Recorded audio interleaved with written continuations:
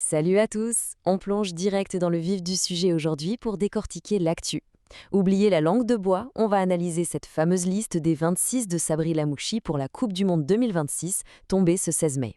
Et franchement, c'est une véritable bombe. Les choix du sélectionneur ont littéralement mis le feu aux poudres. Allez, on regarde ça de plus près. Regardez un peu cette citation. La presse sportive locale est complètement hors de contrôle. On part d'humiliation, de trahison, c'est du jamais vu. L'exaspération est totale face à une liste qui, selon les médias et pas mal de supporters, frôle l'incompréhensible. Les critiques fusent de toutes parts avec une agressivité assez dingue sur les plateaux.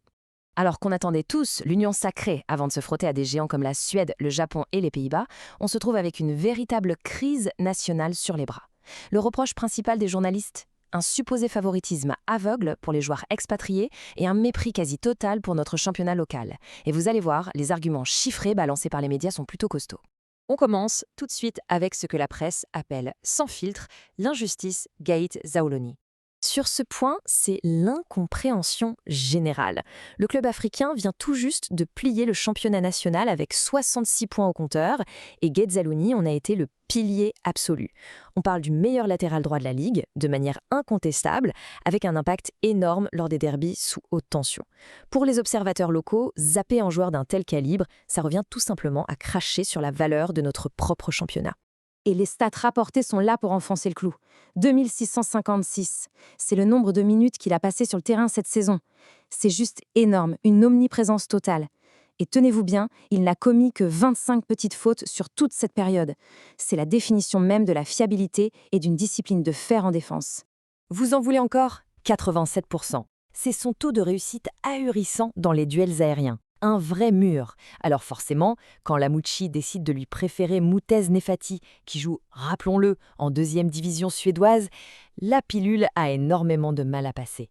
Le contraste est tellement violent que ça rend les critiques médiatiques complètement folles. Ce qui nous amène à notre deuxième point chaud du jour, le face-à-face Dylan Brown contre Alaa Graham. Ce visuel résume parfaitement la colère des analystes.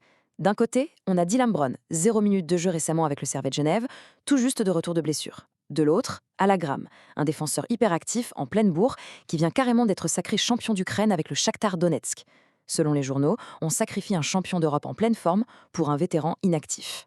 Sauf que Lamouchi, lui, assume ses choix à 100%. Sa justification, l'impact psychologique de Brown dans le vestiaire. C'est fou, il a même avoué publiquement avoir demandé au coach de Brown en club de ne pas le faire jouer pour éviter qu'il ne se blesse avant le mondial. En gros, la presse estime qu'on sacrifie la compétitivité sportive immédiate juste pour s'assurer un rôle de grand frère en interne. Autant vous dire que ça passe très mal. Allez, on enchaîne avec le dossier qui fâche encore plus, le scandale Louaï Ben Farhat. Là, on touche au summum de l'attention. Lamouchi a lâché une véritable bombe devant les journalistes. Il a essayé d'appeler le joueur et c'est le père qui a répondu pour refuser purement et simplement la convocation pour la Coupe du Monde, en arguant que c'était, je cite, peut-être trop tôt. La réaction du coach a été glaciale et sans appel. Si quelqu'un doute, il n'est pas le bienvenu. Fin de l'histoire. Et croyez-moi, les médias ne l'ont pas raté. Pour eux, c'est de la haute trahison opportuniste. Les analystes accusent ouvertement l'attaquant du Karlsruher SC d'avoir utilisé les matchs amicaux de mars contre le Canada et Haïti comme une vulgaire vitrine. Le but présumé, faire grimper sa valeur marchande sur le dos de la sélection pour finalement taper dans l'œil de l'équipe d'Allemagne. Se servir de l'emblème national pour du marketing personnel, voilà ce qui a littéralement enflammé les débats. Faisons un point rapide sur Ismaël Garbi parce qu'il y a un paquet de fausses infos qui circulent à son sujet. On va clarifier les choses avec cette timeline. Le parcours de Garbi, formé au PSG, a été hyper mouvementé récemment. Prêt en Suisse, transfert au Portugal avec Braga, puis un nouveau prêt à l'automne 2025. Toute cette mobilité a complètement embrouillé la presse sportive, qui ne sait parfois même plus quel est son statut exact. Alors, rétablissons la vérité. Hans Garbi part au mondial en tant que joueur actif du FC Augsbourg en Bundesliga, et non pas comme un joueur de côté au SC Braga. Il évolue bien en Allemagne aujourd'hui avec une clause d'achat fixée à 5 millions d'euros. C'est un profil créatif de très haut niveau dans un top championnat européen. Et ça, c'est un argument technique massif pour la sélection. Et pour finir ce décryptage, il faut absolument aborder le séisme domestique que ça a provoqué, particulièrement à l'Espérance de Tunis.